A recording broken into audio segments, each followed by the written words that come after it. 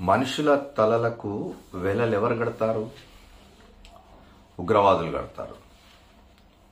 ప్రజాస్వామ్యం మీద నమ్మకం లేని వాళ్ళు, భావ ప్రకటన స్వేచ్ఛ మీద నమ్మకం లేని వాళ్ళు, మనుషుల జీవించే హక్కు మీద నమ్మకం లేని వాళ్ళు, తమకు గిట్టని వాళ్లను భౌతికంగా కడతీర్చడం కోసం చేసే పనులే తలలకు వేలలు కట్టడం. ఈ తలలకు వేలలు కట్టడం అనేది మనం ఇవాళ కొత్తగా చూడడం లేదు. తాలిబాన్లు అదే పని చేస్తుంటారు, ఉగ్రవాదులు అదే పని చేస్తుంటారు. ప్రపంచవ్యాప్తంగా మత ఛాందసవాదులందరూ చేసే పని అదే. అయితే భావ ప్రకటన స్వేచ్ఛను కాపాడాల్సిన, దాన్ని గౌరవించాల్సిన ప్రచార ప్రసార మాధ్యమాలు ఆ పని చేస్తే ఏమనుకోవాలి? నిన్నటికి నిన్న తెలుగులో ఒక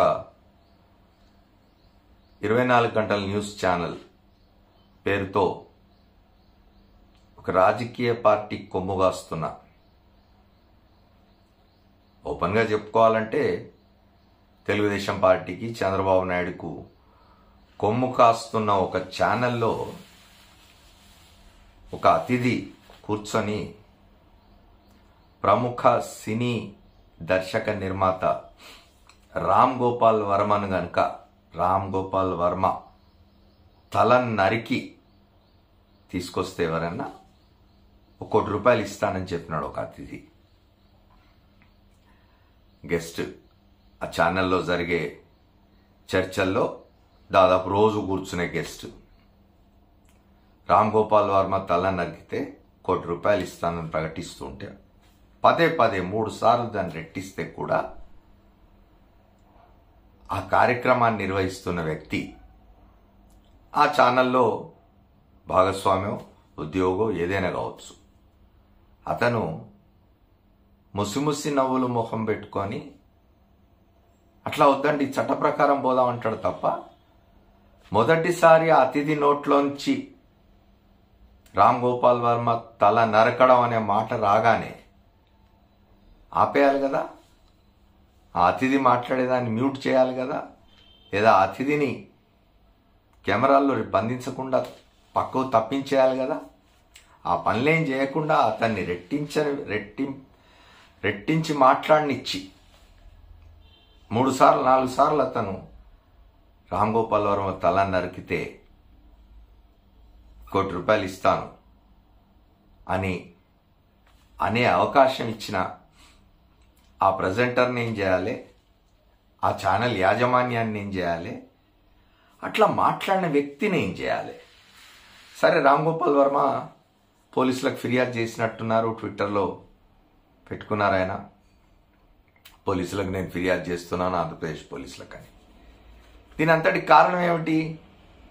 రామ్ గోపాల్ వర్మ ఓ సినిమా తీస్తున్నాడు, అది 29వ తేదీన విడుదల కాబోతూ ఉన్నది. రామ్ గోపాల్ వర్మ అదొకటే కాదు, చాలా సినిమాలు తీసినాడు, రాజకీయ పరమైన సినిమాలు కూడా తీసినాడు ఆయన. గతంలో పరిటాల రవి జీవితం మీద సినిమా తీసినాడు, ఎన్టీ రామారావు పాత్ర ఉన్న సినిమాలు తీసినాడు, ఇంకా వంగవీటి రంగా ఇట్లాంటి రాజకీయాలకు సంబంధించిన సినిమాలు కూడా తీసినాడు. సినిమా ఒక కళారూపం. ఆయన చెప్పదలుచుకున్నాడు, తాను చెప్పదలుచుకుని చెప్తున్నాడు, ఆయనకు స్వేచ్ఛ ఉన్నది. ఎందుకు వీళ్ళకి ఇంత అసహనం? రామ్ గోపాల్ వర్మ సినిమా విడుదల కాకుండా చూడడానికి చాలా ప్రయత్నాలు చేసినారు. సెన్సార్ బోర్డు దగ్గరికి పోయినారు, కంప్లైంట్ చేసినారు, సెన్సార్ బోర్డు సర్టిఫికేట్ ఇచ్చేసింది. కోర్టుకు పోయినారు, దాన్ని ఆపే ప్రయత్నాలు ఇంకా చేస్తూ ఉన్నారు. తెలుగుదేశం పార్టీ నాయకుడు లోకేష్ ఫిర్యాదు కూడా చేసినాడు, కోర్టులో కేసు వేసినారు, ఏదో జరుగుతూ ఉన్నది. ఆ అతిథికి ఎందుకంత అసహనం, ఎందుకంత ఉక్రోషం, ఎందుకంత కోపం రామ్ గోపాల్ వర్మ మీద? ఆ సినిమాలో ఏముందో చూడు ముందు. తప్పనిసరిగా రాజకీయాల మీద సినిమాలు తీస్తున్నప్పుడు, రాజకీయాల మీద పుస్తకాలు రాస్తూ ఉన్నప్పుడు ఆ సినిమా తీస్తున్న వాళ్ళ, ఆ పుస్తకాలు రాస్తున్న వాళ్ళ విశ్లేషణ ఉంటుంది. రాజకీయాల్ని వాళ్ళు ఎట్లా చూస్తున్నారు, రాజకీయ నాయకులను వాళ్ళు ఎట్లా చూస్తున్నారు అనేది అది ప్రజాస్వామ్యంలో భావ ప్రకటన స్వేచ్ఛకు సంబంధించిన అంశం. అది పుస్తకాలు రాసేవాళ్లను, సినిమాలు తీసేవాళ్లను తలలు నరికేస్తాం, ఎవరైనా తలలు నరికితే కోట్ల రూపాయలు ఇస్తాం అని మాట్లాడే వాళ్లను తీసుకుపోయి జీవితకాలం ఖైదులో ఉంచాలి,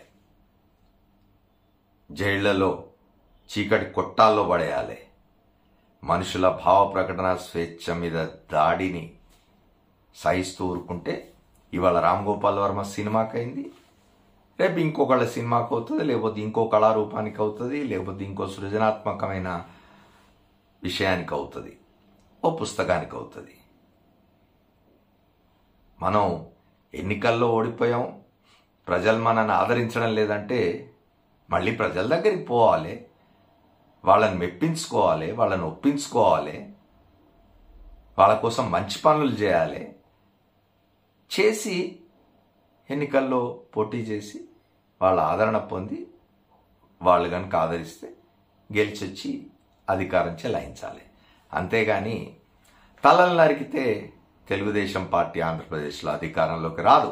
ఆ అతిథి గుర్తుంచుకోవాలి. ఆ విషయం, ఆ అతిథి పేరు కూడా నేను చెప్పదలుచుకోలేదు, పేరు ఉచ్చరించడానికి కూడా అర్హుడు కాదు అతను. Thank you.